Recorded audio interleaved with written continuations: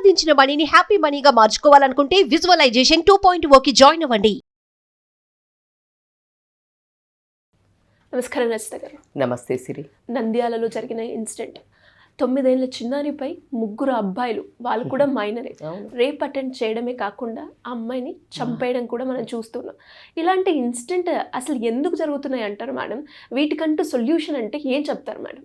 ఇప్పుడు ఈ సొల్యూషన్ అనేది నాకు కూడా అంటే అగమ్య గోచరంగా ఉంది. ఒకప్పుడు కొంచెం పెద్దోళ్ళు చేస్తున్నారు అంటే ఇలా అత్యాచారాలు, అంటే చిన్న పిల్లలనైనా కూడా లైక్ ముసలోళ్ళనైనా కూడా అనేది మనం చూసుకుంటూ వస్తున్నాము. ఏజ్ పరిమితి తగ్గుతూ వస్తుంది. అంటే మనకు ఆశ్చర్యం ఏంటంటే, సరే 9 నెలల అమ్మాయిని, 3 ఏళ్ళ అమ్మాయిని, 8 ఏళ్ళ అమ్మాయిని రేప్ చేశారు పెద్దాళ్ళు అనేది మనం కొంచెం నానుడిలో ఉంది, which is a very bad. We are unable to control.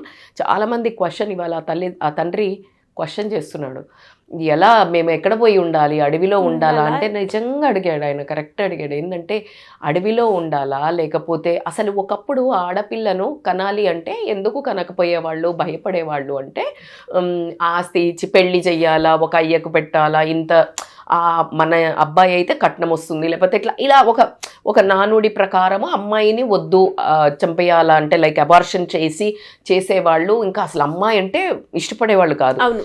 ఈరోజు ఇష్టపడడం అనేది పక్కన పెడితే ఈ రోజుల్లో భయపడాల్సి వస్తుంది. అమ్మాయి పుడుతుంది అని అంటే గజ్జు మనాల్సి వస్తుంది. ఆ తండ్రి అడిగే క్వశ్చన్స్కి ఎవరి దగ్గర సమాధానం లేదు. ఆ దేవుడి దగ్గర కూడా సమాధానం లేదేమో అనిపించింది నాకైతే.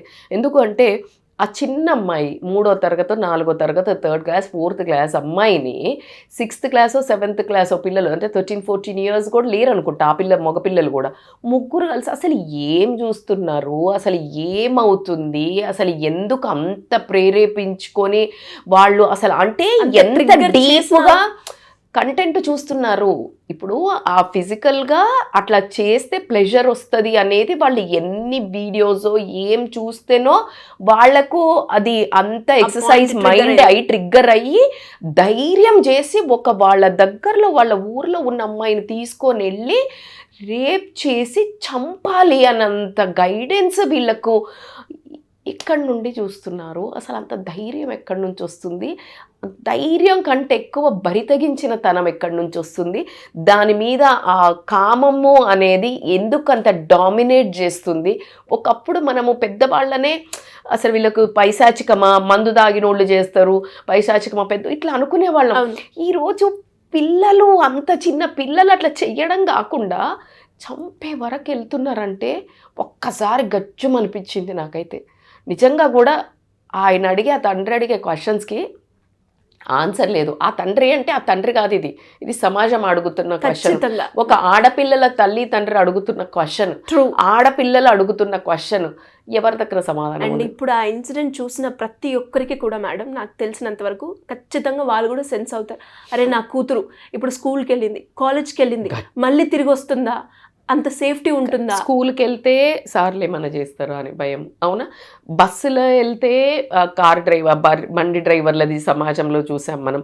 బాత్రూమ్కి వెళ్తే బాత్రూమ్ క్లీన్ చేసేవాడు అబ్యూజ్ చేశాడని ఎక్కడ సేఫ్ ఉంది?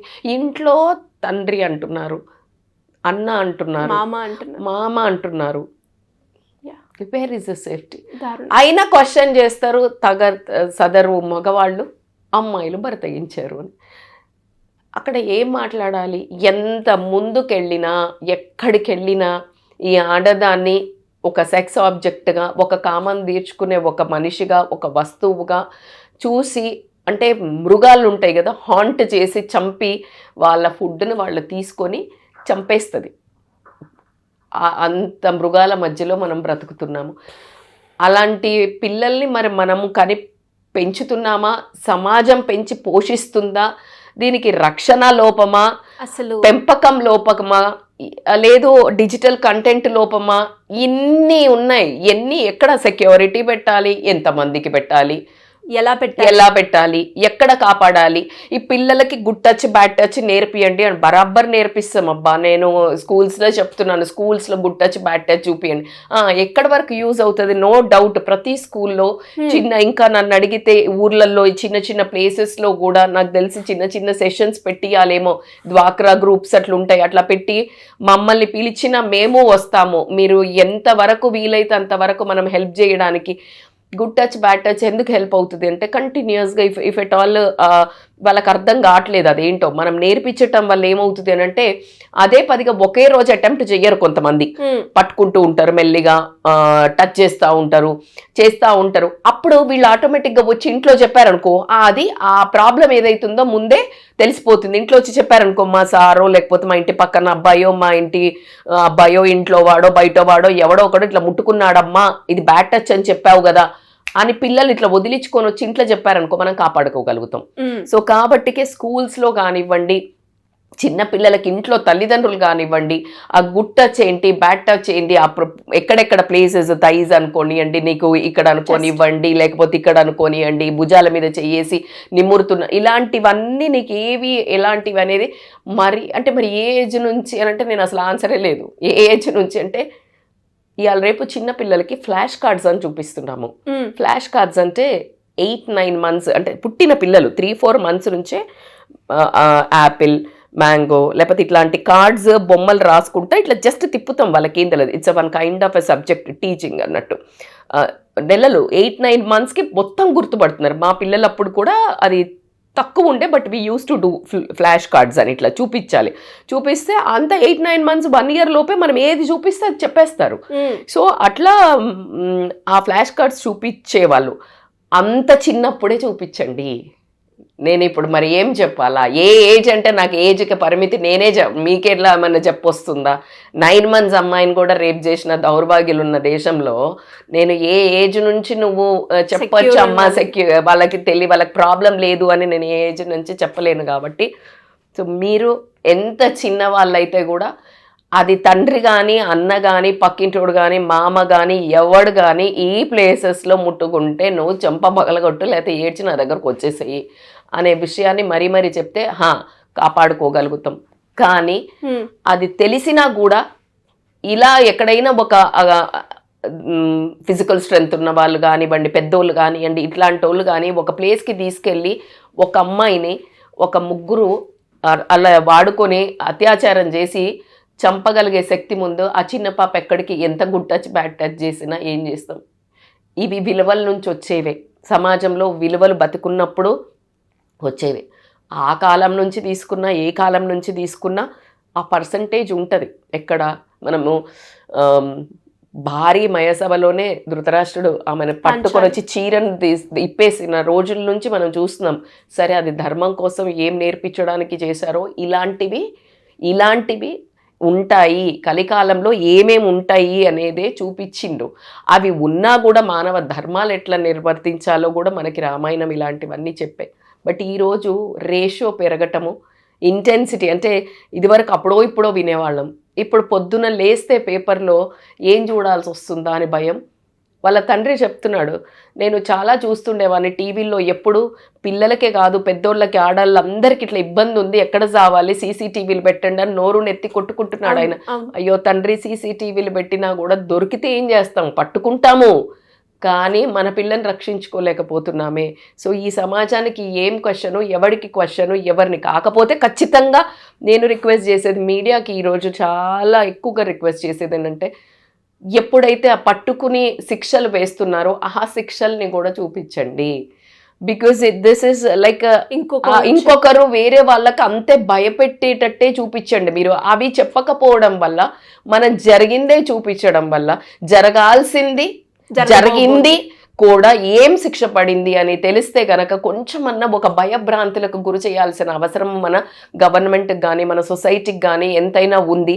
అదేవిధంగా ఇంట్లో తల్లిదండ్రులు కూడా ఆడపిల్లలకి ఇట్లాంటి ఎప్పుడైనా చేస్తా, ఒరే నువ్వు ఆడపిల్లను పాడు దృష్టితో చూసినా ఇలాంటివి ఏం చేసినా ఫస్ట్ నేను మెడకాయ కట్ చేస్తా అని ఒక తల్లి గొంతెత్తి గనక గట్టిగా చిన్నప్పటి నుంచి పెంపకంతో స్కూల్లో టీచర్లు కూడా ఆ సంస్కారాన్ని గట్టిగా, అంటే లైక్ ఒక కాళిక మాత చెప్పినట్టు ప్రతిరోజు అట్లాంటిది కనుక చెప్పినట్టయితే చిన్న భయం రావడం కానీ ఒక రకమైన ఆంక్షలకు గురి అవ్వడం కానీ, ఎలా అయితే చిన్నప్పటి నుంచి అమ్మాయి బయటికి వెళ్ళొద్దు, మీకు గమనిస్తే అబ్బాయి వెళ్తుంటాడు, అమ్మ నువ్వు వెళ్ళొద్దు, అమ్మ నువ్వు వెళ్ళొద్దు అని తల్లి చెప్పి ఒక ఆంక్షలు విధించింది.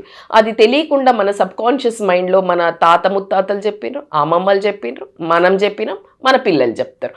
సో ఇది అట్లాగే ఒక సబ్కాన్షియస్ మైండ్లో అరే నువ్వు ఏ అమ్మాయి కన్నా ఏమైనా చేసినవని నాకు తెలియాలి.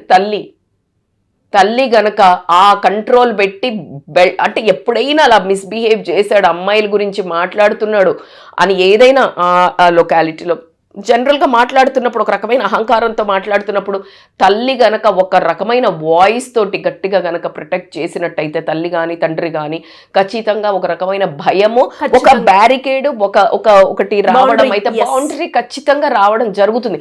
ట్రై ఆల్వేస్ ట్రై అవుతుందా మేడం అంటే అరే might happen, why you have to leave. ఎందుకంటే తల్లే కదా ఉగ్గు పాలతోటి చిన్నప్పటి నుంచి సంస్కారం నేర్పింది, అన్ని నేర్పింది తల్లే కదా. ఆ తల్లి ఒక ఆడదాన్ని విలువ చేయడం ఎట్లాగో ఖచ్చితంగా ఎక్కువ ఎఫర్ట్స్ పెట్టండి అమ్మా. నేను అనేది మీరు నేర్పించట్లేదు, మేము ఇలా చెయ్యమని చెప్తున్నాం అంటే కాదు.